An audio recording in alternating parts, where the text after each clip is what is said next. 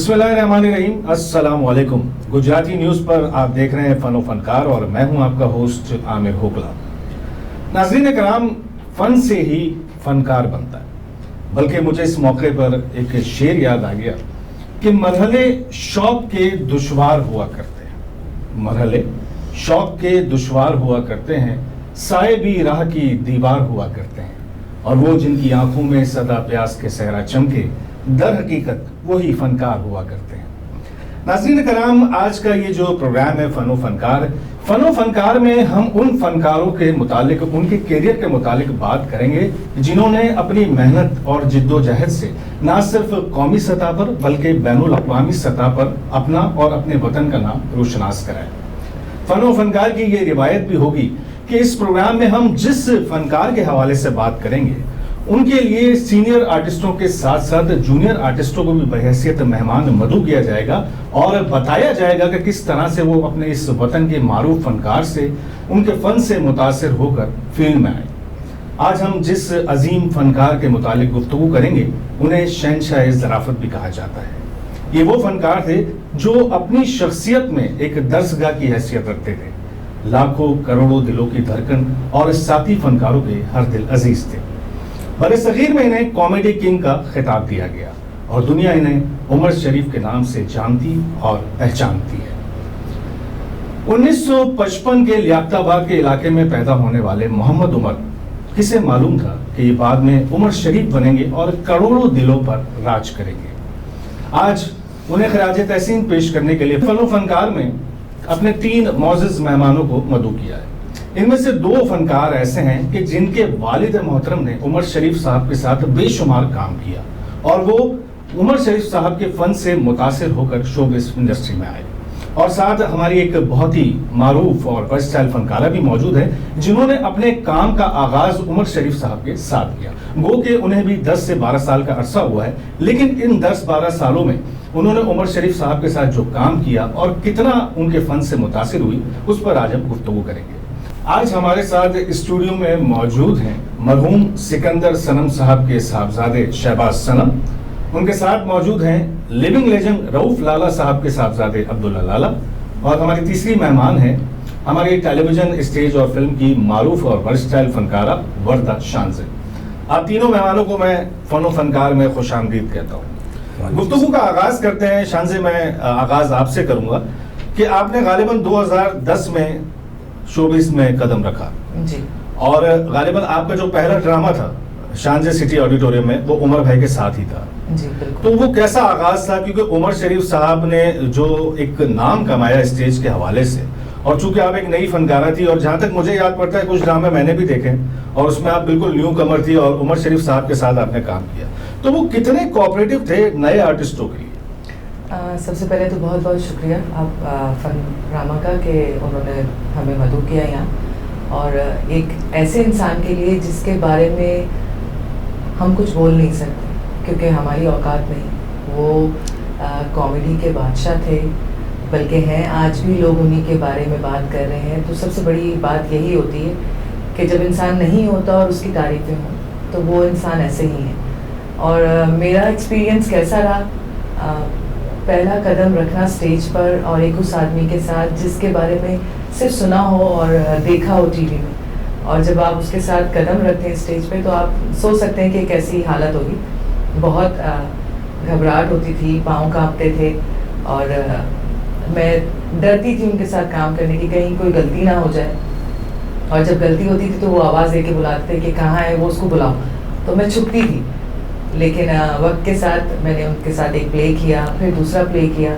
जब तीसरा प्ले किया तो मेरे लिए खुशनसीबी ये थी कि वो मुझे बुला के उन्होंने, और मेरा उस वक्त एक प्रोग्राम चल रहा था एंटरटेनमेंट पर, तो उसके लिए लोग कुछ आए थे कि मेरे बारे में पूछने के लिए। तो फिर उन्होंने उस प्रोग्राम में कहा था कि स्टेज पे अब आने वाली आर्टिस्ट जो होगी वो शानज़े होगी।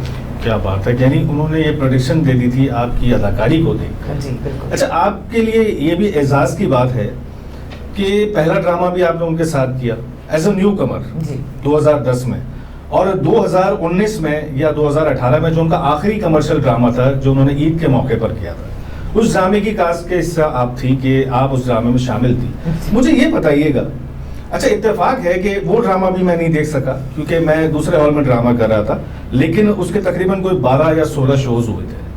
तो जब वो स्टेज पर एंटर होते थे तो मैंने सुना है कि लोग स्टैंडिंग ओवेशन देते थे, लोग खड़े होकर उनका इस्तेकबाल करते थे। जी, और सबसे बड़ी चीज़ होती थी कि जब वो बाहर से आवाज़ लगाते थे और अंदर आते थे, तो जितनी देर तक वो खड़े रहते थे उतनी देर तक पब्लिक खड़ी रहती थी और क्लैप करती रहती थी। क्या बात है, यानी इतना एक बहुत फख्र की बात है हमारे वतन में ऐसा फनकार था। बिल्कुल। अच्छा, मैं ये भी बताते चलूं कि दुनिया जानती है कि ना सिर्फ पाकिस्तान में बल्कि पड़ोसी मुल्क में भी काफ़ी नामवर आर्टिस्ट ऐसे हैं जो उन्हें अपना उस्ताद मानते थे और उनसे सीखते थे और आज भी सीख रहे हैं। और वैसे तो बहुत सारे आर्टिस्ट जो है इस दुनिया से गुजरे और दुख और अफसोस तो ज़रूर हुआ, लेकिन कुछ फनकार ऐसे होते हैं कि जब उनकी इंतकाल की खबर हम सुनते हैं तो हमारी कैफियत सोगवार हो जाती है।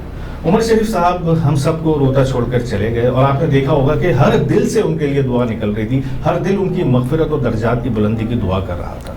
आप लेजेंड कॉमेडियन सिकंदर सनम साहब के साहबजादे शहबाज सनम और आपके वालिद ने बेशुमार ड्रामों में उमर भाई के साथ मरकजी किरदार निभाए। तो आपके बारे में ये मैंने सुना है कि इसमें कोई शक नहीं है, नो डाउट कि सिकंदर सनम एक बहुत बड़े आर्टिस्ट थे और उमर भाई के साथ उन्होंने बहुत सारे कामयाब स्टेज प्लेस दिए, लेकिन आप जो हैं उमर शरीफ साहब से मुतासिर होकर फील्ड में आए थे और गालिबन आपको 4-5 साल का अरसा हुआ है और आपके जो रोल मॉडल है वो उमर शरीफ साहब। सबसे पहले तो आमिर भाई गुजराती न्यूज़ और आपकी पूरी टीम को मेरे दिल की गहराइयों से अस्सलाम वालेकुम। आमिर भाई मैं 2 जनों से मुतासिर होकर आया हूँ, एक तो उमर अंकल है और डेफिनेटली मेरे पापा, मैं इन दोनों से मुतासिर होकर फील्ड में आया हूँ। तो मेरी बड़ी ख्वाहिश भी थी कि मैं उमर अंकल के साथ काम करूँ, पर अल्लाह पाक ने उन्हें ज़िंदगी नहीं दी, अल्लाह पाक उन्हें जन्नतुल फिरदौस वाला मुकाम अता फरमाए। पर हम ये कि उमर अंकल के काम को देख के बहुत कुछ सीखने की कोशिश करते हैं और आगे भी इंशाल्लाह करते रहेंगे।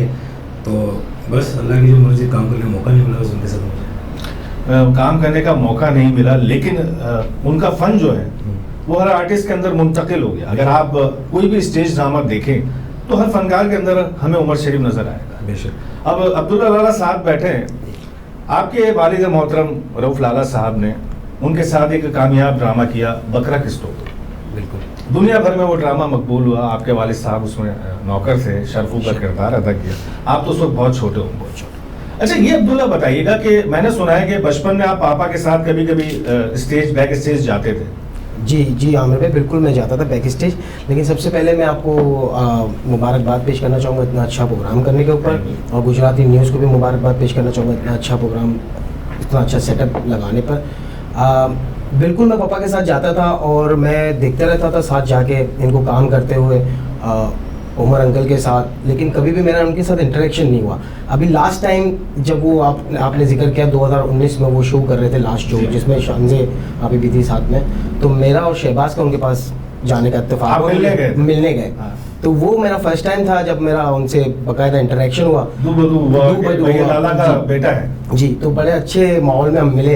थोड़ा गुस्सा उन्होंने पापा के ऊपर किया, जाहिर सी बात है वो पुराने गुस्से को उमर भाई तेज थे। तो काफी देर हम दोनों को, अब्दुल्ला और मुझे, उन्होंने अपने बराबर में बिठाया और काफी हम लोगों से गपशप की। तो बात ये कि उस्ताद जो होते हैं उनके लहजे थोड़े सख्ती होते हैं, और वही बात हमें दिखने में उमर अंकल में भी आई। और फिर लास्ट में उमर अंकल ने कहा कि बेटा कोई काम हो तो मुझे ज़रूर कहना, क्योंकि अपने अब्बा को ना कहना, मुझे चाहिए ना। मुझे ये भी कहा था, ये शहबाज भी साथ शामिल थे। तो बस साथ साथ काम करते करते पापा के जब मैंने इस फील्ड को ज्वाइन किया तो सबका यही कहना था कि बेटा अगर काम अच्छे तरीके से करना है, शायद चाहे मेरे पापा ही क्यों ना हो, उन्होंने भी मुझे यही कहा कि काम अगर सही तरह करना है और सीखना है तो उमर शरीफ के पुराने ड्रामे उठा के देखो। क्या बात है। अगर सही तरह करना है उठाओ वहाँ से ड्रामे, उनको देखो उनकी डिलीवरी कैसी होती थी, उनका काम करने का, कॉमेडी के बेताज बादशाह, नो डाउट दुनिया को। आप आज भी इंडिया में भी देख लें, कहीं पे भी काम देख लें, किसी का भी काम देख लें, तो एक उमर शरीफ वाली जो क्लास है वो उमर अंकल वाली नज़र आती ही है। तो हमारा भी यही इरादा है कि इंशाल्लाह उनसे सीखेंगे। हालांकि उन्होंने जो काम 30 साल पहले कर दिए वो आज भी हमारी बात जहन में नहीं आती है, बात करते हुए स्टेज पे जाके जो बात वो 30 साल पहले जो बातें कर चुके हैं, जो कॉमेडी का एक लेवल वो लेके जा चुके हैं, उस लेवल को जो ना कॉट करना बहुत मुश्किल है। और ये खुदादाद सलाहियत ही है कि माशाल्लाह वो लिखारी भी थे, बिल्कुल खुद स्क्रिप्ट लिखते थे, फिर वो कंपोजर भी थे वो एक्टर भी थे, वो डायरेक्टर भी थे, और ज्यादातर जो उनके स्टेज ड्रामा है जिन्होंने बैनुल अक़वामी सतह पर पजीराई पाई है वो फुरकान हैदर के साथ उनकी जोड़ी थी। तो अभी तो आपने बात की उनकी डायलॉग डिलीवरी की और उनकी एक्टिंग और की। इसी पे एक मैं बात बताऊंगी आपको कि जब मैंने स्टार्ट किया था तो हमने एक प्ले किया जिसका नाम था वाह क्या लाइफ है, चार चार वाइफ है। ये गालिबन सिटी ऑडिटोरियम में सही, जी, जी। तो उस ड्रामे में हर रोज एक उमर भाई स्टोरी सुनाते थे। अब हम रोज आना इंतजार करते थे कि उमर भाई एक हो वही वाली स्टोरी रिपीट करेंगे, लेकिन हमने 12 शो किए थे और 12 शो में वो रोज आना डिफरेंट स्टोरी सुनाते नई स्टोरी। और हम इंतजार होते थे उस क्यू का, क्योंकि लाजिम बात है मैं नई थी, बाकी नईमा आपा थी और रूफी थी, तो हम लोग जब इंतजार करते थे तो ये होता था कि जी उमर भाई कोई नई स्टोरी सुना रहे, तो वो फिर इंतजार करते थे। और उसके बाद उनका एक जुमला होता था जो मुझे बहुत बोलते थे कि माठी को बुलाओ तो अच्छा, वो स्टेज पे माठी कहते थे। तो भाई उस एक्शन चीज़ बोल, के हाँ। लिए- उसके लिए मैं इतना डरती थी कि मैं बाद में छुप जाती थी। जब ड्रामा खत्म होता था तो बुलाते थे बुलाओ इसको किधर है, तो वो उनकी डांट, वो उनके गुस्से की बातें सुनकर एक वक्त आया जिसपे उन्होंने उसी ड्रामे में मुझे कहा कि थ्रू आउट जबान बोलना, क्योंकि मैं उसमें रांगड़ बनी थी और उनकी चौथी वाइफ थी, तो उस पे उन्होंने मुझे कहा कि बहुत अच्छा किया बेटा। उसके बाद भी मुस्तकिल मैं उनके घर जाती रही हूँ सैयद फुरकान हैदर के साथ और बैठकर बात होती रही है, बहुत कुछ सीखने को मिलता था। और सबसे बड़ी चीज़ें ये सीखने को मिलती थी कि वो अल्लाह पाक के बहुत करीब थे। बहुत मजहब से उनका बड़ा गहरा लगाव था और माशाल्लाह उन्होंने फलाही काम बहुत सारे किए। इसका सबूत है माँ हॉस्पिटल उन्होंने तामीर करवाया और वो बहुत दीन के करीब थे और दूसरों को भी ये तलकीन करते थे कि अल्लाह की रस्सी को मजबूती से थाम लो। और ना सिर्फ वैसे, आप उनका कोई भी ड्रामा देख लें तो आपको कोई ना कोई ऐसा मैसेज ज़रूर मिलता था जो एक पॉजिटिव वे में जाता था ऑडियंस के लिए। और बात हम कर रहे थे सैयद फुरकान हैदर की, ये फुरकान हैदर साहब के साथ उनकी एक जोड़ी थी, वो हिट जोड़ी थी। अगर देखा जाए तो बकरा किस्तों पे पूरी सीरीज, बुढ़ा घर पर है, और ऐसे बहुत सारे ड्रामे हैं जिन्होंने कहा पड़ोसी मुल्क में तो धूम मच गई थी। और वहां से उमर शरीफ को लोगों ने, यानी बैनुल अक़वामी सतह पर लोगों ने पहचानना शुरू किया कि ये कैसा आर्टिस्ट है। कुछ लोगों ने कहा कि शायद इनके अंदर कोई कंप्यूटर फील्ड है, क्योंकि ये खुदादाद सलाहियत थी कि फौरन वो जुमला देते थे। बात अगर उनकी टाइमिंग की जाए, अगर तो टाइमिंग, ऐसी टाइमिंग किसी भी आर्टिस्ट में ऐसी टाइमिंग नहीं आई कि वो फौरन जवाब देते थे। और मैं उन पे रिसर्च कर रहा था तो मुझे पता चला था कि एक ड्रामा ऐसा था जो सिर्फ इंटरवल तक लिखा हुआ था और इंटरवल के दौरान उन्होंने बाकी का पोर्शन लिखा है। बिल्कुल, ये मैंने ऑन रिकॉर्ड है, ये बात मैंने किसी चैनल पे देखा भी, सुना भी। तो फुरकान हैदर साहब के साथ उनका एक कॉम्बिनेशन था, 35-40 साल का एक अरसा उनके साथ रहे, बहुत सारे हिट ड्रामे दिए।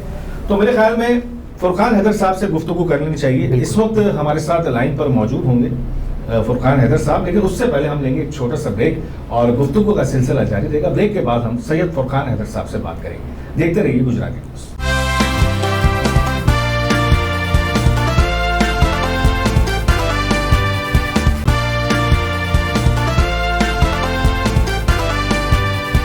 श्रद्धांजलि श्रद्धांजलि જેને ઉર્દુ ભાષામાં કસે ખરાજે અકીદત, અંગ્રેજી ભાષામાં ટ્રિબ્યુટ અને ગુજરાતીમાં શ્રદ્ધાંજલિ। શ્રદ્ધાંજલિમાં અમે તમારા પસંદીદા કલાકારોના જીવન અને કેરિયર પર વાત કરશું। લઈ જશું યાદોના એવા સાગરમાં જે આનંદ દ્વારા તમને તાજગી આપશે। આ કાર્યક્રમ સજાવવામાં આવી રહ્યું છે તમારા મનોરંજન માટે, જેનું નામ છે શ્રદ્ધાંજલિ, केवल गुजराती न्यूज़ पर।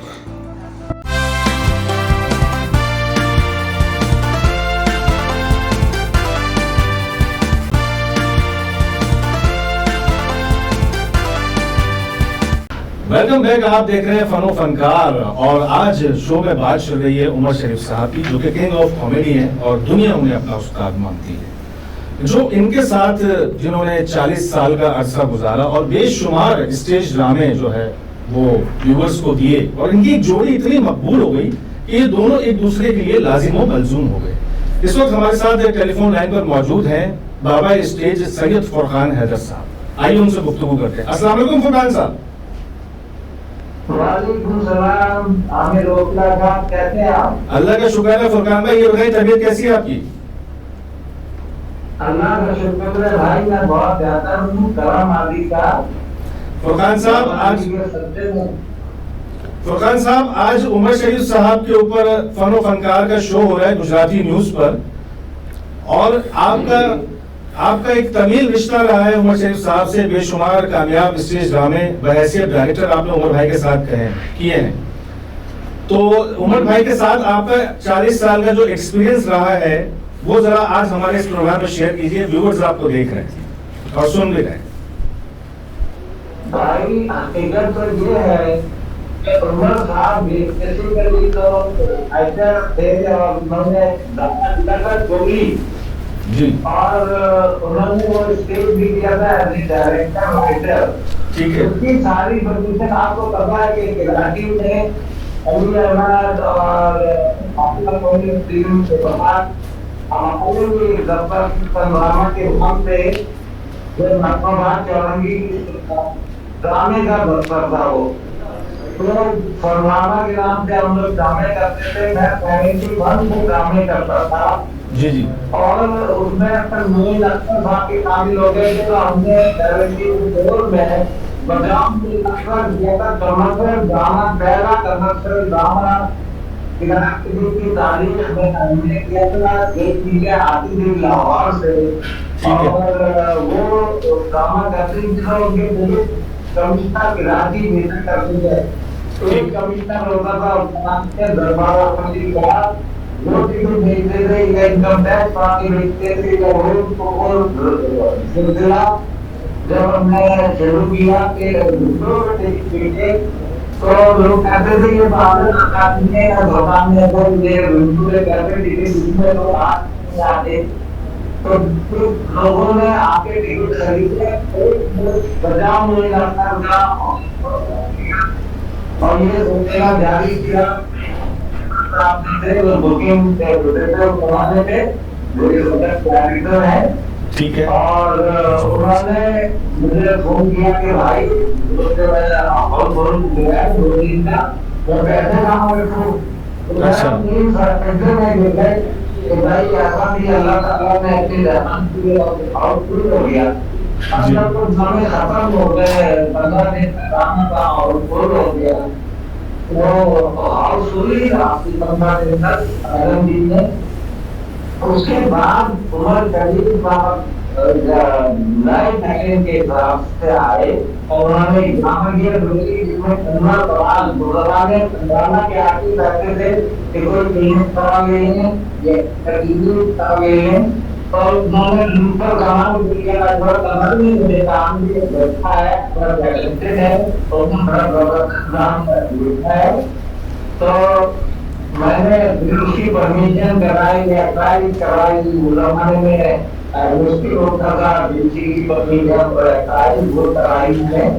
और वो डॉक्टर ड्रामा देखने गया तो सबसे जब ड्रामा हुआ तो ड्रामे में एक सीन है डोली का जो फंसे के होंगे, जो लड़की मैया जाती है जी, तो वो पूरी भर गई, लोगों ने काफी मार दिया। उन्हीं जाती तो उन्होंने कहा ड्रामा खत्म कर दिया। हमने इस तरह के इल्जाम लगाए और मैं ड्रामा देख रहा था और उन्होंने तस्वीर दी। उसके बाद मुझे बुला लिया तो मैंने आपने जहाँ अच्छा काम किया था वहाँ आपको किराया मिली है, क्लियर ड्रामा था वो। तो आप बिल्कुल बताता और पूरी विधि का था। आपकी गलती थी, आपके घर में ऐसा टैग लगाया तो लोग आगे कर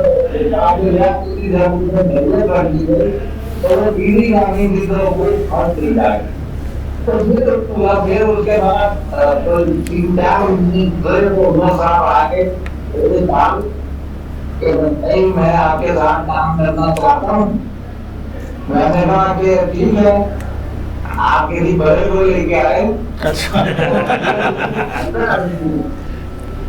उनको लेके तो मैंने आपका बेटा झूठ बोलता पढ़ाई के लिए उसको समझाया। मैंने तो इसके साथ अच्छा किया, मैंने परमिशन कराई थी। वो सारे काम किए थे और उसे मेरे लिए ऐसा कर दिया। तो मैं थोड़े थोड़े उन बातों को मैं आपके साथ काम करना चाहता हूँ। तो मैं फिर हमारे ग्रुप में शामिल हो गया, जाने लगा। फिर उन्होंने ड्रामा लिखा बायोनिक। जी फुरकान साहब, मैं यही जानना चाह रहा था कि जो बायोनिक सर्वेंट था वो ड्रामा उमर भाई का लिखा हुआ था और वो आपके पास वो स्क्रिप्ट लेके आए थे और आपने कहा था कि इसका जो मेन कैरेक्टर है वो मोइन भाई करेंगे, तो कुछ उस बारे में बताइए। नहीं, उन्होंने नहीं कहा था मेन कैरेक्टर करें। उन्होंने हुआ ये था कि वो जब स्क्रिप्ट लेके आए तो मोइन साहब अफ्रीका गए हुए थे। ठीक है। तो मोइन साहब अमेरिका से आए तो मैं उसके घर गया। हमारी टीम बन गई कि मोइन साहब तस्लीम राना उसमें होता था। अच्छा। तो वर्नामा की अपनी टीम थी जिसमें नदीम चौधरी, गुलानी, शहजा आरसी, ये सब लोग काम करते थे। क्या बात होती थी उसमें। तो मैंने फिर इसके मूवी को दिखाया, उमर को साथ दे दिया। ठीक है। उमर मुझे अच्छा लगा तो मैंने आप ऊपर गए हैं। ठीक है। और क्या करते हैं आप, मेरे ड्रामा लिखा लीजिए। तो मूवी ने कहा कि आप कर जाइए, मैं पढ़ के बताऊंगा कि मैं कौन सा रोल करूँ। अच्छा। जब मूवी ने पढ़ा ड्रामा 2 दिन के बाद मेरा रोल था, तो मैं कहा कि मैं बायोनिक रोल करूंगा। तो आज निकले तो मेरा अपने के बायोनिक का रोल लिखा था। मैं ये रोल करना चाहता था। बेटा आप कहते ये डिसाइड करो आप क्या बनना चाहते हो। अच्छा। राइटर बनना चाहते हो, डायरेक्टर बनना चाहते हो, एक्टर बनना चाहते हो। तो जब तक तुम मोइन अख्तर एक मशहूर आदमी है, मोइन साहब के साथ जुड़ोगे तो तुम्हारी पहचान बनेगी। तुम्हें आज कोई भी काम था और मैंने इस तरह करके उसे समझाया और मैंने कहा ठीक है। फिर मैंने उमर का एक रोल बनाया जो मोइन की बात कर रहा था। जी। अच्छा फुरकान साहब, मैं ये जानना चाहूंगा कि आप लोगों ने एक कामयाब सीरीज की थी बकरा किस्तों पे, पार्ट 1 से लेकर पार्ट 4 तक। जी जी। तो बकरा किस्तों पे का ख्याल किस तरह आया था? ये सिलसिला बेटा 74 से और 88 में हुआ है बकरा किस्तों का। जी जी बिल्कुल। इतना अरसा लगा है। उमर शरीफ का स्थान जो था इस तरह हुआ, लोगों ने मोइन अख्तर को देखा और मोइन अख्तर पहचान बना उमर शरीफ की। बिल्कुल। लोग कहते थे कि तो मोइन अख्तर जो कौन लड़का है तो रोल कर रहा है जो उनके साथ बहरूपिया मोइन अख्तर। जी जी, बहरूपिया मोइन अख्तर। कव्वाल का रोल किया इसने। तो कव्वाल के रोल में ये सुपर हिट हो गया उमर शरीफ। ठीक है। हालांकि देखने मोइन अख्तर को आते थे, टिकट मोइन अख्तर के नाम का बिकता था, मगर पूछते तो थे कि कव्वाल कौन है। तो बीच में सिलसिला चलता रहा, एक सीरीज चली थी मोइन अख्तर, मर जाने तो मोइन अख्तर, बहरूपिया मोइन अख्तर। तो उसके बाद अब वो उमर शरीफ के नाम से पहला टाइटल ड्रामा मैंने किया जिसमें मोहम्मद अली और श्रीमती थे। उस ड्रामे का क्या नाम? ये चलता रहा और हमारे ये आप जो कह रहे हैं ड्रामा बकरा किस्तों का जो ड्रामा था ये बाद में इश्तिहार था बकरे किस्तों के जमाने में आपसे पूरा महीना आपको याद में नाम लगाया तो उन्होंने आइडिया दिया कि दूसरा भी बच्चों की तरह होगा। जी जी। उसके सहरा वहाँ करता है तो वो ड्रामे का नाम रखा जी जी। मैं सुनता हूँ लोग ज्ञान में लिखते भी थे, करते थे, लिखते थे। ये बात की बातें हैं सारी। जब वो थोड़ा होता है बिलाशुबा फुरकान साहब, बिलाशुबा मोइन अख्तर, उमर शरीफ साहब एक बहुत अजीम फनकार थे और आपका एक तवील अरसा साथ रहा है और बहैसियत इंसान भी उमर भाई बहुत बहुत नफीस इंसान थे। अल्लाह उन्हें गरीक रहमत करे और हम दुआ को हैं कि आपकी तबीयत कैसी है, पहले तो आप ठीक हैं? अल्लाह का शुक्र है भाई, मैं ठीक हूँ। अल्लाह आपको सलामत रखे। पहला कमर से छवि में साथ किया था, लास्ट कमर से छवि 2018 में शिकागो में करके गया। जी जी जी जी बिल्कुल बिल्कुल। और बस बकरा देशों की कहानी सुनता हूँ आपको कि बकरा देशों का जब उन्होंने डिटेल आए तो उसमें बहुत सारे सितारे थे जिनमें चुटिया भी गुजरते थे और बड़ी काफी लंबा ड्रामा था। मैंने बहुत समझाया, मैंने बहुत कौन हो गई प्रताप पे ये कर रहा हमने में तो वो पहला शो में वहाँ के लोग गए तो पब्लिक ने बंद करो ये 10-15 इतना लंबा तो मैंने तो मार किए हुए था ये कार्टून आपने तो मेरे को ये सिंह आपने कि मेरी टीम और मोरी आपने जो जाति है जो जैसा हो रहा है उसका गया तो शुरू में से ज्यादा महीना और दूसरे महीना लोग ड्रामा हुआ तो वो आपके सामने ये ड्रामा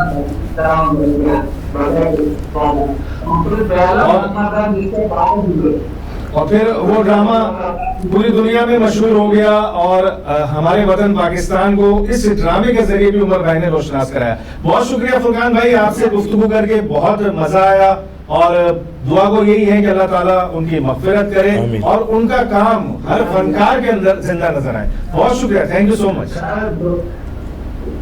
भाई। ऐसा टैलेंट बढ़ गया कि तो क्या बताएं, अल्लाह उनके बराबर आमीन आमीन आमीन आमीन आमीन। Thank you.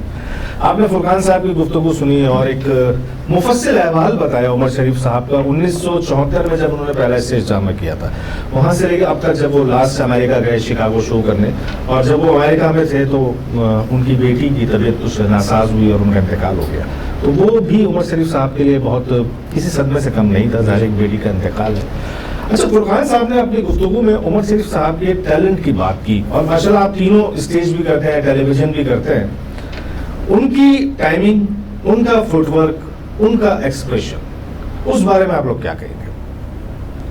उस बारे में क्या कहेंगे, तो सवाल उठता ही नहीं, क्योंकि उन जैसी टाइमिंग, उन जैसा फुटवेयर, उन जैसे डायलॉग डिलीवरी आज तक कोई नहीं कर सकता।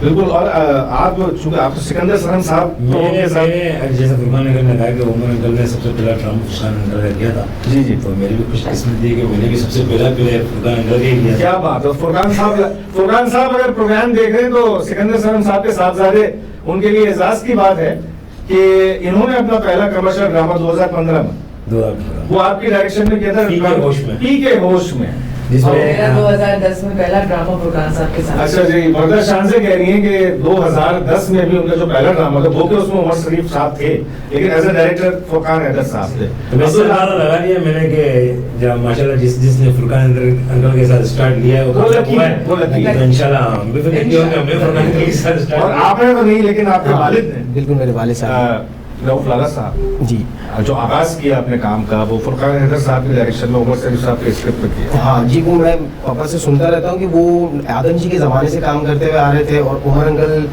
उनसे मेरे करीबन कोई 3 साल पहले उनका स्टार्ट था। फिर वो काम करते रहे। अब जैसा फुरकान अंकल ने फरमाया कि 74 में इन्होंने स्टार्ट किया, पहला ड्रामा स्टार्ट किया और 88 में जाके अपना बकरा डिस्को पे, तो इतना जो टाइम था वो उन्हें लगा अपने आप को स्ट्रगल का टाइम और अंकल के ऊपर भी गुजरा है। ये बात ऑन द रिकॉर्ड है नाजरीन। उन्होंने अपने मुतादिद इंटरव्यूज में बात की कि 1974 में जब उन्होंने अपना पहला ड्रामा किया तो ये ड्रामा आदम जी हॉल में हो रहा था और जो कैरेक्टर जो आर्टिस्ट प्ले करे थे गुजराती थे, उनका नाम ए.के. पटेल था और शो के दौरान या शो शुरू होने से पहले उनकी एहलिया का इंतकाल हो गया। वो शो छोड़कर चले गए और अब सिर्फ 2 घंटे थे शो शुरू होने में। तो समदयार खान साहब ने कहा कि अब ये कैरेक्टर हम किससे करवाएं। तो फिर किसी ने कहा कि बाहर एक लड़का बैठा है कैंटीन पे, उससे बुलवा ले, बहुत अच्छा आर्टिस्ट है। तो इस तरह उमर शरीफ साहब को अंदर बुलवाया गया और उनके सामने 50 सफ़ात पर मुश्तमिल स्क्रिप्ट दिया गया और वो ड्यूरिंग मेकअप करवाते रहे और उस स्क्रिप्ट को वो रीड करते रहे और उन्होंने कहा जी मैं रेडी हूँ इस कैरेक्टर को प्ले करने के लिए। वो एक हिंदू पंडित का कैरेक्टर था। अब सब एंट्री ये थी कि जब वो स्टेज पर जलवागर होते हैं तो वो मंत्र पढ़ते हुए आते हैं। तो आप यकीन करें जो लोगों ने उस दौर में उस ड्रामे को देखा, ऐसे भी लोग हैं जिन्होंने उस ड्रामे को उस दौर में देखा और खुद उमर शरीफ साहब ने भी इसकी तस्दीक की और बहुत सारे सीनियर आर्टिस्टों ने इस बात की तस्दीक की कि जब वो मंत्र पढ़ते हुए स्टेज पर एंटर होते थे तो पूरा हॉल तालियों से गूंज उठता था। यानी वो आर्टिस्ट है कि अभी इसने कदम रखा है, अभी तो खाली उन्होंने मंत्र पढ़ा है जो भी कैरेक्टर के हिसाब से था और जितनी देर उन्होंने मंत्र पढ़ा है हॉल में क्लैप होती रही। तो यूं समझ लीजिए कि उमर शरीफ साहब की पजीराई 1974 के इस ड्रामे से ही शुरू हो गई थी और ये ड्रामा करने के बाद बाकायदा उन्हें होंडा 70 इनाम के तौर पर दी गई और पूरे साल का पेट्रोल भी दिया गया। ये वो आर्टिस्ट है जिसने अपने पहले ही ड्रामे में इतने सारे इनामात पा लिए। मैं आपको बताते थे ज़्यादा उमर अंकल मोइन अंकल से कौन मुतासिर नहीं है, थिएटर की दुनिया का हर शख्स मुतासिर है। तो आपको बताते थे कि जब बगला किस्तों पर ड्रामा जब लगा था तो वो तो पॉपुलर नहीं थे, ब्रांडेड ड्रामे से तैयार करते थे, आप मुझे इतना याद नहीं है। बताते थे मैंने टिकट लेने के लिए हैंटर भी खाए, इतना रश हुआ करता था, बोला हैंटर डंडिया पब्लिक का इंटरेस्ट पहले ऐसा ही होता, पहले ऐसा ही होता। तो मैं ये सोचता था कि यार अल्लाह मुझे यार इनके साथ खड़े होने का मौका कब मिलेगा। बोला फिर इनाया के वनडे ईद मैच ड्रामा था, जी जी जी बिल्कुल हमने तस्वीरें बनाते बिल्कुल बन जाते हैं। तो उसमें बोला किसी ने सिफारिश करके एक एंट्री की उसमें जिसमें उमर अंकल की बारी तस्वीर लेके आ जाने का, मुझे इस बंदे को मरवाना है। ठीक है, वो एक एंट्री फिलहाल हो गई। प्रभु बोलते थे यार चलो इंशाल्लाह कभी ये दौर भी आएगा उमर शरीफ के साथ काम करें। एक टाइम ऐसा भी आया कि अब उमर शरीफ के ड्रामा की जरूरत भी बने और साथ काम किया। और सिकंदर अंकल के उस टाइम पे कराची के अंदर माशाल्लाह सिकंदर अंकल का बहुत जबरदस्त दौर था कि सिकंदर अंकल आते थे तो उमर अंकल को पता था कि अब सिकंदर सर हम हारे हैं और ये साथ करेंगे। मेरा भी इत्तेफाक ऐसा हुआ कि मैंने सिकंदर अंकल के साथ एक फिल्म भी की थी। हम दोनों ने जो फील्ड में पप्पा का और इनका लिखा हुआ ड्रामा था, मेरे ख्याल से हम लोगों ने सबसे पहले छोटे थे बहू हमने उसमें एंट्री की थी। अच्छा, प्रोफेशनली जब मैंने यहाँ पर स्टार्ट किया है तो आप जब उमर अंकल का ड्रामा देखते हो तो आपने ऐसा देखा जैसे मूवी चल रही है, थिएटर इज लाइफ, सही है ना। अच्छा, उसमें लोग बोलते हैं कि यार आपके वालिद को चमाटे मारी हैं और ना सिकंदर अंकल को चमाट मार दी, फलाना शकील अंकल को चमाट। बात ये कि जब अक्षय कुमार जो है सामने विलन को मार रहा होता है या आजकल जो नवाजुद्दीन अगर उसे मौका पड़ रहा है तो उसको सच्ची का थोड़ी पड़ रहा है। बात तो ये है कि ड्रामा है, फील्ड है, इसका ये स्क्रिप्ट है, ये हाँ आप थिएटर के अंदर तो आपने वन टाइम गो है, आपने उसी वक्त करना है, आवाज़ भी आनी चाहिए, चमाट की आवाज़ आनी चाहिए उसमें। तो वो चीज़ हम जब करने के लिए बैठे और मेरे उस्ताद हैं अपने वालिद साहब तो सबसे पहले, फिर उसके बाद आदम अंकल से मुझे बहुत कुछ सीखने को मिला। आदम राठौर साहब, अच्छा उन्होंने भी बहुत काम किया उमर भाई के साथ, आदम राठौर साहब, और हमारे इस शो के फनो फनकार के डायरेक्टर भी राठौर साहब। हमने यकीन करें स्कूल में मुझसे 2-2 पेज के सफे याद नहीं होते थे। राठौर साहब आदम अंकल के ड्रामा मैंने किया था, एक बीवी का सवाल है बाबा, उनके डर से मैंने 52 पेज याद कर लिए। वो मुझे आज तक याद है। मुझे तो आज बोल ही नहीं पा रहा मैं ड्रामे को। मैं आपसे कसमी एक बात कहता हूँ, आज तक मुझे राठौर साहब के साथ थिएटर करने का मौका नहीं मिला। ये और बात है कि मैं चैनल पे उनके साथ 2-3 शोज कर रहा हूँ, तो माशाल्लाह अब तो बहुत पोलाइट हो गए। अच्छा, मैं आप तीनों से अगर एक सवाल करना चाहूँ और आपने सिर्फ एक लाइन में जवाब देना। उमर शरीफ साहब की, मैं ये नहीं कह रहा कि as a artist, as a human being आपको कोई ऐसी कोई क्वालिटी बताएं जिससे आप मुतासिर हो, आप तीनों को ऐसा लगा होगा नहीं यार उमर भाई की ये क्वालिटी है जिससे मैं बहुत ज़्यादा मुतासिर हूँ। उनकी वो माँ से मोहब्बत और उनकी माँ की वो दुआ। क्या बात है। और उन्होंने तो माँ हॉस्पिटल भी तामीर किया, अपनी माँ से बहुत मोहब्बत करते थे। शहबाज आप बताएं। मैं उमर अंकल की हाजिर जवाबी से बड़े मुतासिर हूँ। एक प्ले के अंदर वो कहते हैं कि भाई मेरा बाप जंगल गया था, शेर ने उन्हें खा लिया, मर गया। उसी ड्रामे में वो दूसरा किस्सा सुनाते हैं। बोला मेरा बाप ट्रेन के ऊपर ट्रेन के सफर कर रहे थे, किसी ने कहा भाई थोड़ा आगे होइएगा, हो गए। और फिर बोलते हैं देखो मैंने शेर के मुंह से निकाल के ट्रेन में मारा कैसा उन्हें। मुझे बाद में याद आया। अब्दुल आप बताएं। बस मैं ये कहूँगा कि मैं पर्सनली तो उनको इतना ज़्यादा नहीं जानता, लेकिन पूरी दुनिया जो है उनसे जो जिस चीज़ से मुतासिर है वो उनकी कॉमेडी से, हाजिर जवाबी भी उसमें आ गई। अच्छा, और सपोर्टिव जो पापा बताते हैं, सपोर्टिव जो सपोर्टर जो होते हैं उससे भी मैं बड़ा मुतासिर हुआ। काश वो अगर आज होते और हम उनके साथ काम करते तो हमें भी बड़ी सपोर्ट मिलती और काम बिल्कुल बिल्कुल। और मैं यही सवाल करूंगा, मतलब व्यूवर से भी करूंगा कि अब वो इस दुनिया से जा चुके हैं, उनका काम तो हमेशा जिंदा रहेगा, लेकिन अब नए आने वालों को क्या करना होगा स्टेज की बेटरमेंट के लिए? गुफ्तगू का सिलसिला जारी है और मजीद बातचीत करेंगे, लेकिन यहाँ पर लेंगे एक छोटा सा वक्फा। देखते रहिए गुजराती न्यूज पर फनो फनकार।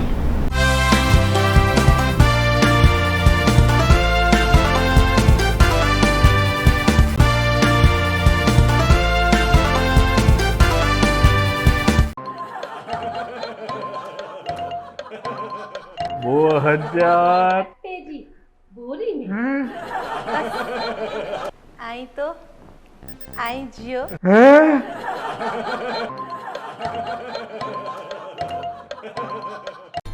हाँ બહુ ખૂબસૂરત ના ના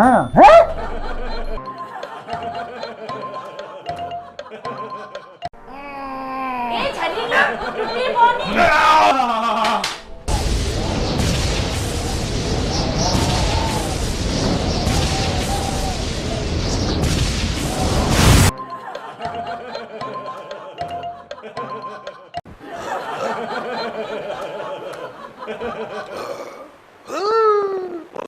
आवी जाओ। लॉकडाउन में तो बड़ी जो हालत खराब की हुई है।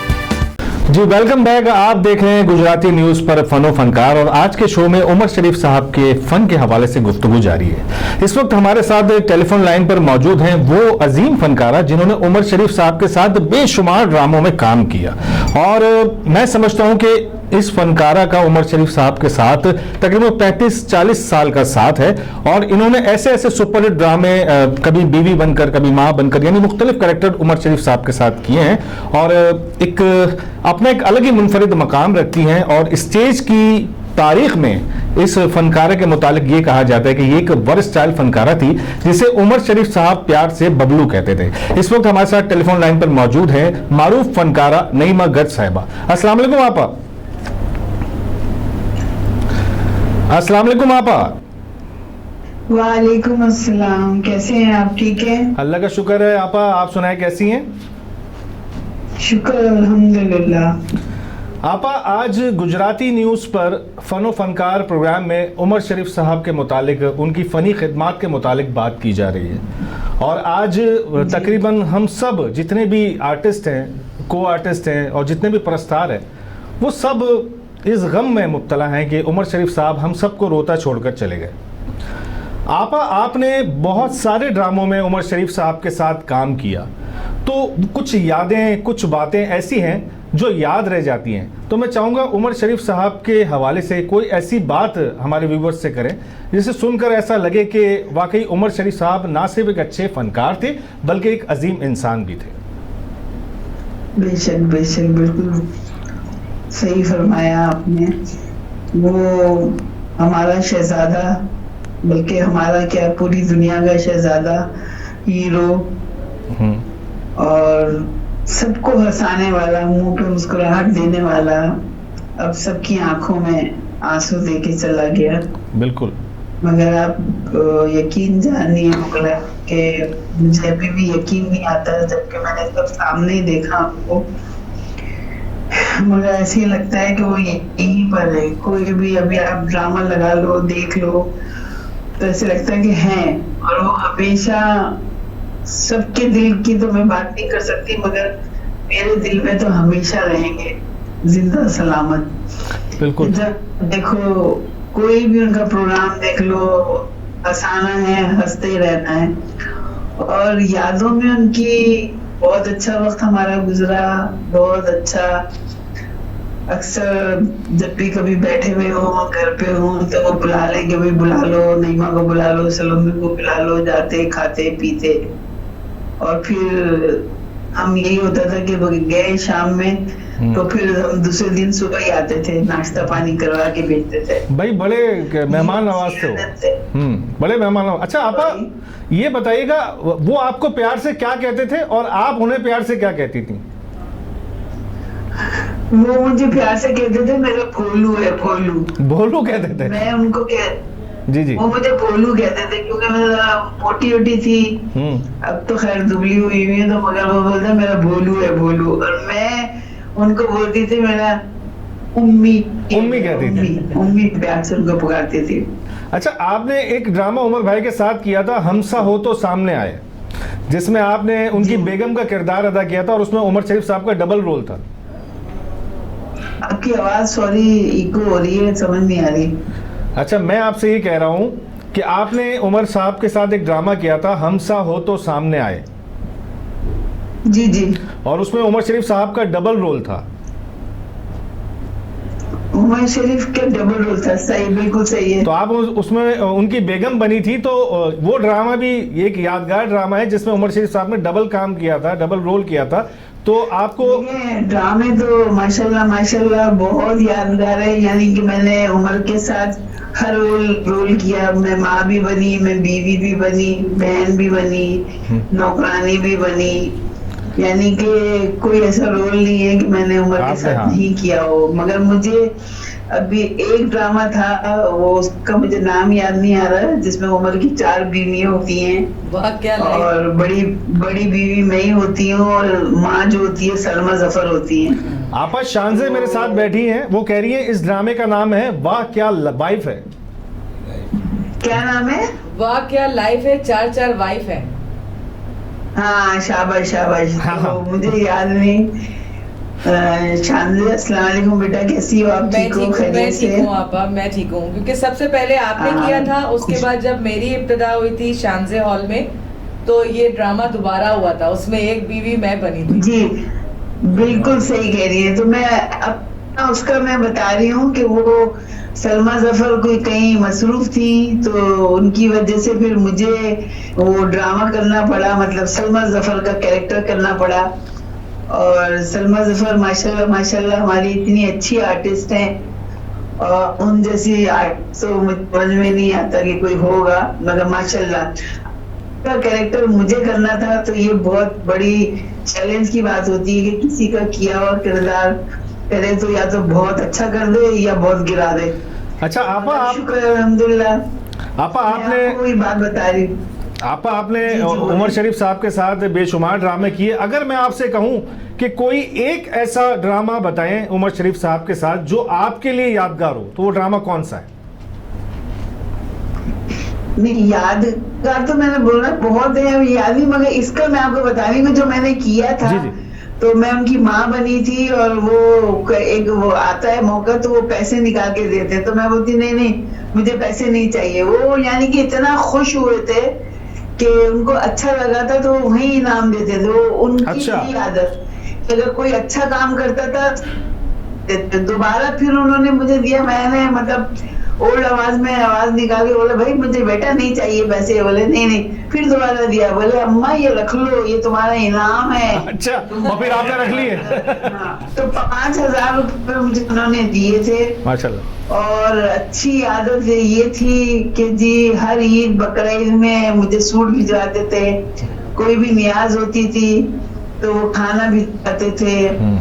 मतलब बहुत सारी बातें हैं, क्या क्या मैं एक आखिरी बात ये थी कि अभी जब वो हॉस्पिटल में एडमिट थे तो मैं गई थी उनसे मिलने के लिए, तो मैं और सलोमी गए थे।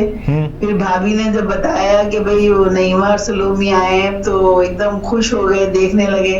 फिर हम लोगों को देखा, बड़े खुश आंखों में बड़ा एक प्यार और मुस्कुराहट आई और मैंने जाके उनको बोसा दिया, फिर सलोमी ने दिया तो खुश होने लगे। फिर हम जब निकलने लगे, बस 1 मिनट की वो मुलाकात थी क्योंकि डॉक्टर लोग ज्यादा मिलने नहीं देते थे, तो बस जाते जाते ये बोला कि नईमा सलोमी तुम लोग खुश रहना और अल्लाह तुम लोगों को खुश रखे। आखिरी कलमात आपा मैं चलेंगे। आपा हौसला रखिए। देखें उमर भाई का काम अल्हम्दुलिल्लाह दुनिया में जिंदा है। और अभी मैं प्रोग्राम में ये कह रहा था कि हर फनकार के अंदर उमर शरीफ नजर आता है, तो उमर भाई हमारे दिलों में जिंदा हैं। मैं आपसे सिर्फ एक आखिरी सवाल करना चाहूँगा, कि अब उमर भाई हमारे दरमियान तो नहीं है, लेकिन नए आने वालों के लिए क्या पैगाम होना चाहिए उमर शरीफ साहब के जाने के बाद?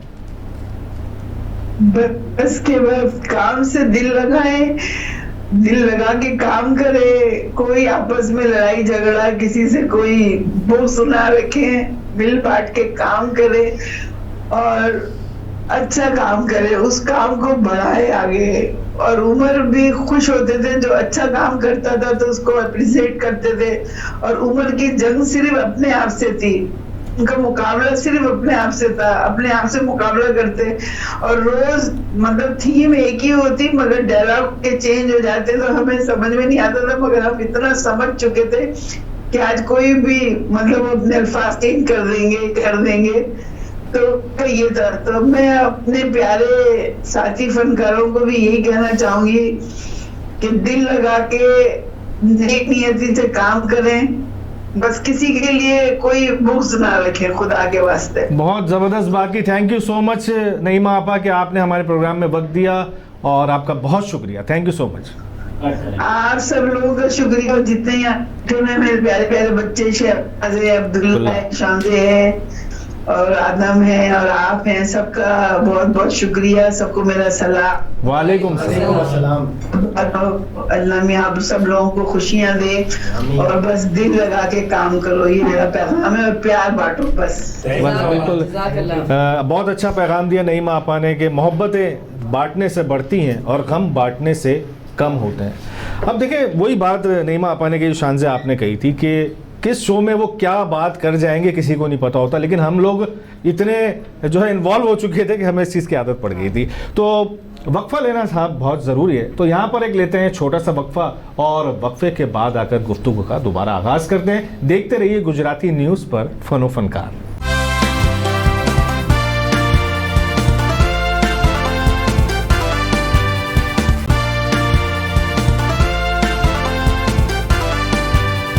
श्रद्धांजलि જેને ઉર્દુ ભાષામાં કસે ખરાજે અકીદત, અંગ્રેજી ભાષામાં ટ્રિબ્યુટ અને ગુજરાતીમાં શ્રદ્ધાંજલિ। શ્રદ્ધાંજલિમાં અમે તમારા પસંદીદા કલાકારોના જીવન અને કેરિયર પર વાત કરશું। લઈ જશું યાદોના એવા સાગરમાં જે આનંદ દ્વારા તમને તાજગી આપશે। આ કાર્યક્રમ સજાવવામાં આવી રહ્યું છે તમારા મનોરંજન માટે, જેનું નામ છે શ્રદ્ધાંજલિ, केवल गुजराती न्यूज़ पर।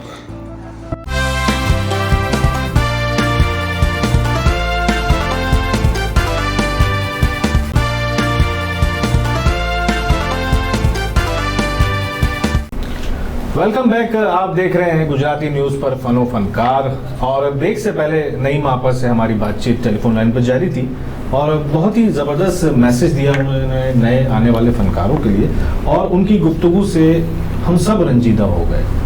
जाहिर है एक तवील अरसा उमर भाई के साथ नईमा आपा ने काम किया, और ना सिर्फ नईमा आपा ने, ऐसे बहुत सारे आर्टिस्ट हैं जो उनके साथ अटैच रहे। और ये वो आर्टिस्ट थे जिन्होंने एक शानदार थिएटर पेश किया और कामयाब ड्रामे हुए, यानी इतने कामयाब हुए कि पड़ोसी मुल्क जाकर उनकी फिल्मों को हमारे ड्रामों ने बीट कर दिया। अब क्या वजह है कि आज जो है वैसे ड्रामे नहीं हो रहे? अब्दुल्ला, मैं आपसे सवाल करूंगा कि क्या वजह है? क्या ऐसे प्रोड्यूसर्स नहीं हैं, क्या ऐसे डायरेक्टर्स नहीं हैं, क्या ऐसे स्क्रिप्ट राइटर्स नहीं हैं कि उमर भाई जैसा काम अब क्यों नहीं हो रहा? क्या वजह है?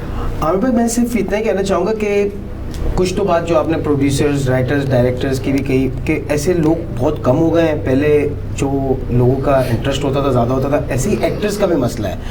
एक्टर्स भी जो ना आजकल के दौर में ज़्यादातर स्क्रिप्ट पे काम करना नहीं पसंद करते। वो अपनी तरफ से इम्प्रूव करना, इम्प्रोवाइज़ करना, एक्सटेम्पोर बोलना और स्टेज के ऊपर अपने आप को ज़्यादा वो करना। स्क्रिप्ट से काम करने का बस यही फ़ायदा होता है कि आपका ड्रामा अपनी नौयत के हिसाब से जो है ना उसके हिसाब से चलता रहता है। तो स्क्रिप्ट के अंडर काम करने में और डायरेक्टर्स के बिल्कुल अकॉर्डिंगली काम करने में यही फ़ायदा होता है कि वो ऐसे ड्रामे बनते हैं जैसा बकरा किस्तों पे बने, और ये बड़े बड़े नाम के बड़े बड़े ड्रामे बनते हैं सिर्फ क्योंकि पूरा टीम का होना ज़रूरी है। डायरेक्टर्स का टीम वर्क होता है। और आपने बकरा किस्तों पे का जिक्र किया, तो अगर आपको याद हो तो बकरा किस्तों पे पार्ट 2 और पार्ट 3 में उमर शरीफ साहब ने मुख्तलिफ गेटअप्स की। आप देखिए कि अगर वो पार्ट 3 में वो बंदर बने हुए हैं तो लग रहा है कि भाई वो बंदर है। अगर वो ऑटोमैन बने हुए हैं तो लग रहा है कि ऑटोमैन है, कोई इलेक्ट्रिक से चलने वाला आदमी है। अगर वो बच्चे बने हुए हैं तो लग रहा है कि यार ये कोई स्कूल प्राइमरी लेवल का बच्चा है। तो मैं शहबाज आपसे ये सवाल इसलिए करूंगा कि मैंने देखा है कि आपने बहुत सारे ड्रामों में गेटअप्स किए हैं, खासकर लेडीज के और इस टाइप के। तो ये जो टाइमिंग होती थी उमर शरीफ साहब की कि 2 घंटे के शो में वो अपना गेटअप चेंज करके, वेरिएशन चेंज करके स्टेज पर जलवा कर होते थे, तो इस चीज से आपने क्या सीखा? मैंने आमिर भाई गेटअप के मामले में उमर अंकल से मैं काफ़ी मुतासिर हूँ, काफ़ी हद तक मुतासिर हूँ, क्योंकि मैंने टिकटॉक्स के ऊपर गेटअप में टिकटॉक्स मैंने इतनी बनाई, मैंने 10-10 गेटअप भी किए सिर्फ उमर अंकल को ध्यान में रखते हुए कि उमर अंकल ने किए तो मैं भी कोशिश करूँ कि उन्हीं की तरह अल्लाह पाक। अभी मैंने नईमा आपा से यही जिक्र किया कि हमसा हो तो सामने में उमर साहब ने 2 पार्ट प्ले किए, यानी एक तो 2 हाफ पे वो ड्रामा था। फर्स्ट हाफ में वो थाने का सेट होता है, सेकंड में घर का सेट होता है, और फिर उसमें भी 2 पार्ट होते हैं। और उसमें किस तरीके से वो मतलब सेकंडों में, मिनटों में वो बैक स्टेज जाते थे, गेटअप चेंज करते थे, और दोनों कैरेक्टर्स की वेरिएशन अलग होती थी। ये क्या वजह है कि आज का आर्टिस्ट क्या मेहनत नहीं करना चाह रहा? ऐसे स्टेज ड्रामे अब क्यों नहीं बन रहे? नहीं, ये बात तो नहीं है कि ऐसा मेहनत नहीं करना चाह रहा, लेकिन जब मेहनत करने की कोशिश करता है तो उसे पीछे कर दिया जाता है। क्या ऐसी क्या वजह है?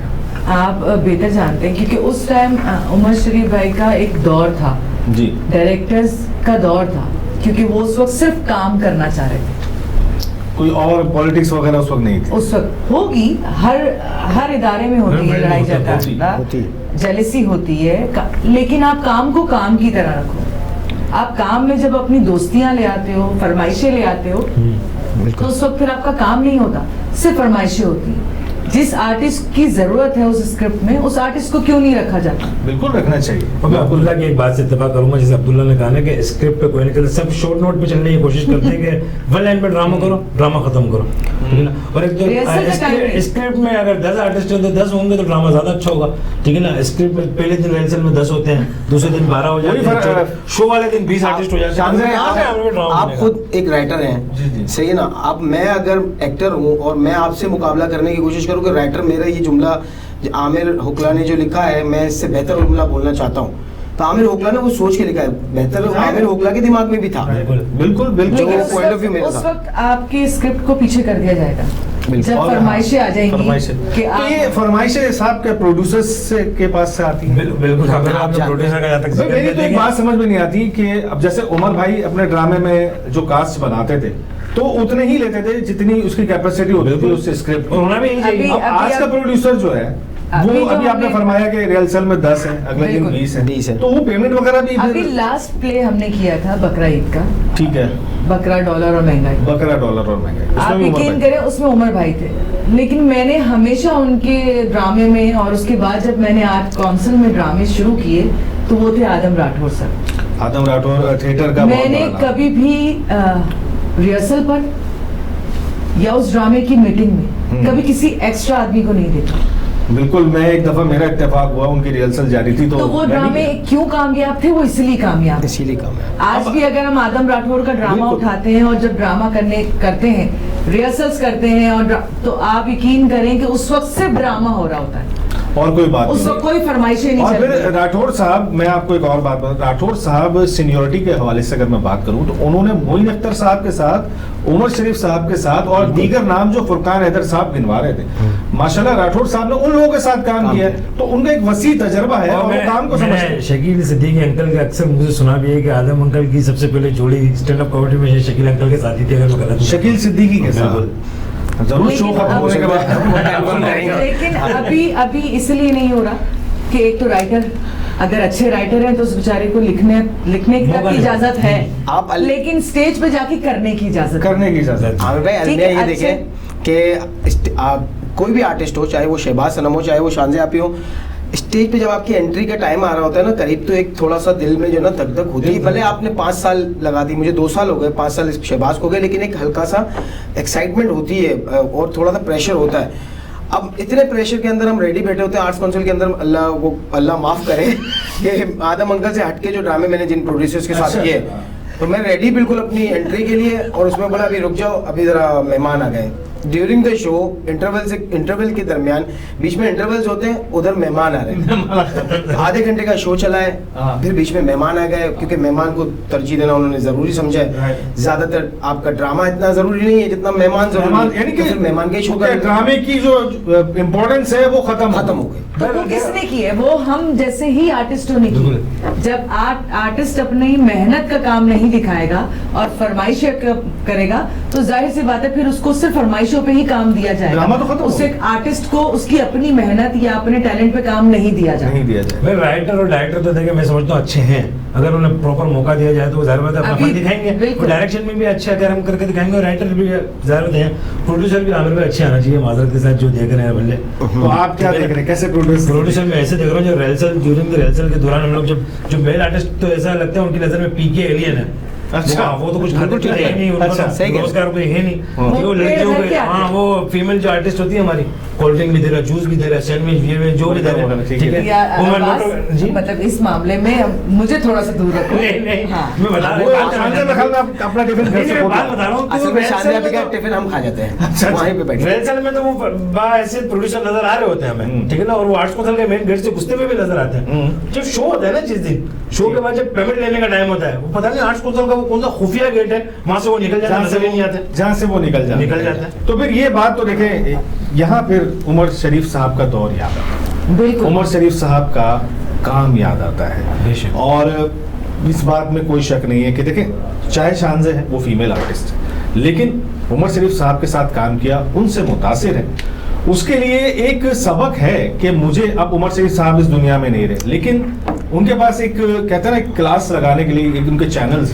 उनके काम है, उसे देखें, उससे सीखें। इसी तरह शहबाज आप हैं, मैंने सलमा आपा को देख के बहुत कुछ सीखा है, और नईमा आपा के साथ बहुत काम किया है, इसलिए उनसे सीखने का मौका लाइव मिला।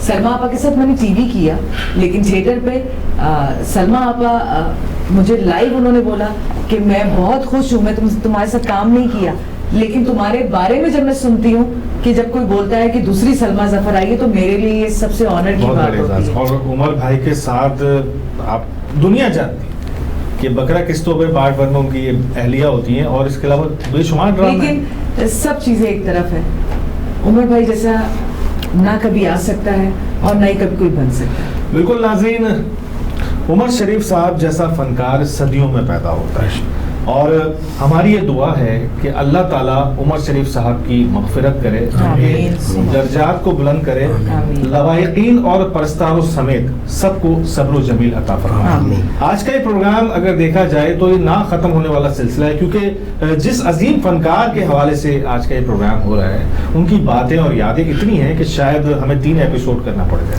लेकिन वक्त की कैद होती है। ड्रामे में आपने हमेशा उमर शरीफ को जिंदा दिल देखा, और उनकी वफात के बाद भी उनके काम को आप जिंदा दिल देखेंगे। प्रोग्राम पेश करते वक्त हमें बहुत मज़ा आया, हमने फुरकान हैदर साहब से बात की, हमने नईमा गर्ज साहिबा से बात की। मैं अपने तीनों मेहमानों का शुक्रिया अदा करूंगा, वर्दा शानज़े आपका बहुत शुक्रिया, शहबाज सनम आपका, अब्दुल्ला लाला आपका, कि आप तीनों का कीमती वक्त निकाल कर हमारे इस प्रोग्राम को, थैंक्स गुजराती न्यूज़ का थैंक्स, आदम राठौर अंकल का थैंक्स, और जो चैनल के आपके ओनर है फरीद बिलवानी भाई, उनका थैंक्स, आपने हमें इस प्रोग्राम में मदद की, बहुत शुक्रिया। और इसी के साथ प्रोग्राम का इख्तिताम करते हैं। इंशाल्लाह अगले हफ्ते फन और फनकार के साथ किसी नए फनकार की फनी खिदमत को लेकर आपकी खिदमत में हाजिर होंगे। अपना बहुत ख्याल रखिएगा। अल्लाह हम सब का हामी और नासिर हो। खुदा हाफिज। पाकिस्तान जिंदाबाद।